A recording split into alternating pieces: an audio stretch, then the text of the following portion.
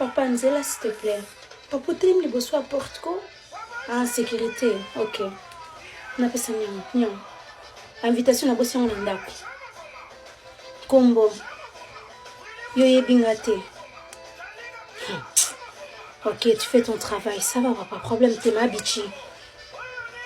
Comme dans yango. Merci. Boya tokota. Mais papa, oyo wana ozomo na cousine ngai. Auti pareil au talanga. Au talanga skona muninga na ina mwana. Et bon, on tika bango na ndako atayo moko papa. 23h. Tozo nganda kunde nini. Eh. Toko tati na ndeni bang. Ngana kota bang batika me moyen zate. Papa tala JP wana zo beto. O lekla biso area ya piste. Ba benga mukolo fête. Benga mukolo mariage. Y a pas moyen ba benga ye kana telmia parce que nga jamais na kotika batna nga na kota nga mo na kacha fête. Ah mais non.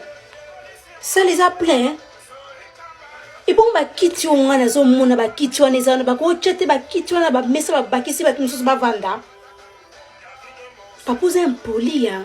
Nga mam kolo bwede na lati bona telemi boye. Eh papa. Je pompais du Gucci hein. Je veux pas gaspiller ça. J'ai pompé du Gucci avant de venir. Sakana batteur. Bon c'est la ka wana te ok to zo ngate. To bina ka awa.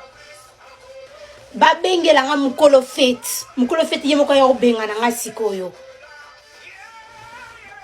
Na tumbole tu cheka mbama to kokota ya kaisa ni nyango. Ya ibosa ni Congolais.